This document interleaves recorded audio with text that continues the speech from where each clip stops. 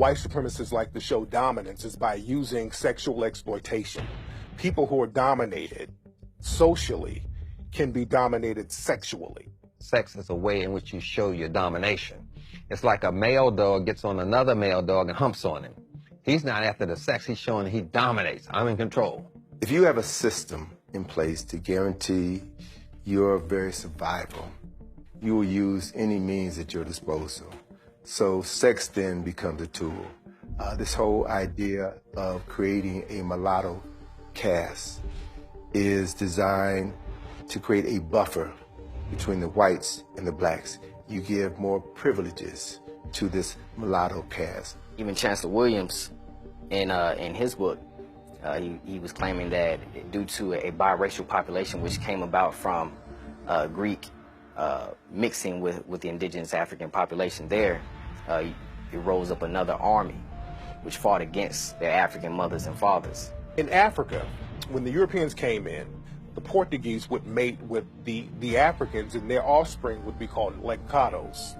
And the Lancados were the offspring of African and Europeans. And what happened was the Lancados, the mixed offspring of the Europeans and the Africans, they became slave traders themselves because, again, a lot of biracial children would take on the ideology of the father. So whenever you see people talk about, well, Africans sold other Africans, this is really who they're talking about. When the Inquisition came, many of the Jews left Portugal and went to West Africa. This is during the period of the 14 and 1500s. And they became the people who were running the slave trade. Some were Christians, some were Jews, many were Jews. And what they would do was marry African women, usually from a chieftaincy family or somebody where they can get in good. And they would use the offspring of these marriages to be the middleman in the slave trade. That went on all over West Africa. It was the mulattoes who did Haiti as much, if not more harm than the French. Because there's this thing about, white supremacy is a very infectious disease. And when you buy into the lie that white or light skin is superior to black or dark skin, then we'll find instances where a mixed race black would be more vicious than a white person because they have to prove to the white person that I'm on your side, I'm okay. Mulattoes have always been used. The French were good at that, setting it up in Trinidad. They had the different staircases of mulattoes and octoroons, octagons, and different classifications of mulattoes. And they give the mulattoes the power over the darker skinned ones. And then on top of the mulattoes were the white people. It's another way of buffering yourself from the attack. So when black people get angry, they got to go through to beat the mulattoes to get to the white people. So that was actually a buffer zone in the manipulation and controlling the people. You had a ship full of African men, women, and children who were at the mercy of the captain and all the sailors on that crew. And those men could have sex with anybody they wanted to. The women, the children, and the men. You out at sea 3 months, tied down with these white men. There ain't no women there for the most part. When they start bringing women, they weren't even bringing women. They were bringing girls between the ages of 6 and 15 and raping them all. But they also were raping the men. Same things was happening on the plantation to demasculinize the black man. Control the slave population is to rape a father in front of his sons, or to take the biggest, baddest black man on the plantation and do something horrible to him to completely humiliate and emasculate him so that people won't respect him anymore. And that still happens to this day. In the Caribbean, they had seasoning plantations, which were plantations used to break the slaves. And one plantation or one place that had a lot of seasoning plantations was Jamaica. And people have to wonder, what were they doing on these seasoning plantations that was worse than what was happening on the regular plantations? Well, one thing that they were doing on these plantations, especially in Jamaica, they were doing a process called buck breaking, where the white supremacist slave owner or the white supremacist overseer would literally rape black men in front of the whole black population in order to break his spirit, in order to break him down as a man, in order to show dominance against him, in order to show the rest of the black population that this is not your leader. I just made your leader submit to me sexually. And this happened a lot in Jamaica. This is why homosexuality is so looked down upon in Jamaican culture today. And it was a way primarily of cutting down those who would rebel. In other words, it was a matter of power and control and domination. And they would call it buck busting, but it was really butt busting. Slavery continued until 1865 for about 2 generations, right? So how do you reconcile that? You can no longer bring in Africans, but you still have the business of slavery. So they still needed Africans to do the work down south, especially after the cotton gin was invented. So you had the creation of breeding farms. 2 of the largest slave breeding farms in the United States were on the eastern shore of Maryland and right outside of Richmond, Virginia. They literally bred black people like cattle.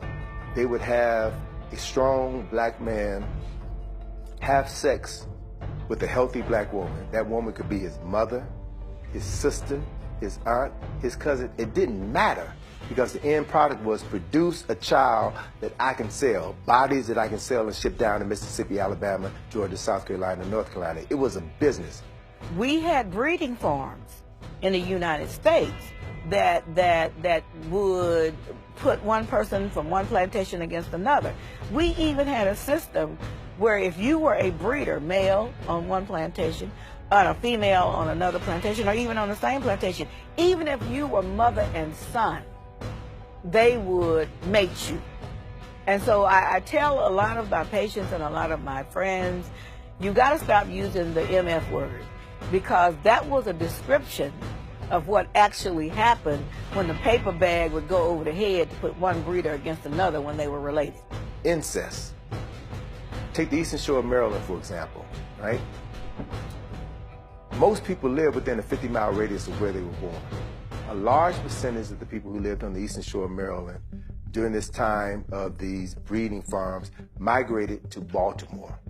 Baltimore, Maryland is the incest capital of the United States of America. And according to statistics by my colleague, Dr. Patricia Newton, who's a psychiatrist in Baltimore, in that area in Baltimore, Sandtown, where you had these recent rebellions, 9 out of 10 black women in the depressed parts of Baltimore, 9 out of 10 black women have been victims of incest. In the same area, 7 out of 10 black men have been victims of incest. Watch the news channels here in America and see how many mixed race black men and women are forecasting the news in America today. Don't miss it. Don't miss who's on the television screen talking to us. That black-skinned woman or man is peripherally there. This mulatto, who I don't blame for their condition, but if you accept that role in society, then you got to take responsibility for what comes from it. You saw in the movie Precious, right? Monique won an Oscar for her role in Precious. Incest, she had sexual relationships with her own daughter, right? Her daughter was sexually molested by her father in the movie. When Monique was on the Oprah Winfrey Show talking about that film, she talked about the fact that what helped to prepare her for that role was her thinking about how she was sexually molested by her own brother, right? Oprah had Monique's brother on her show and asked him point blank, did you know what you were doing when you sexually molested your own sister?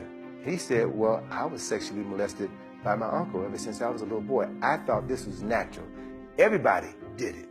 So we look at the socialization of deviant behavior that was set in motion over 100 years ago that is still playing itself out in our communities right now.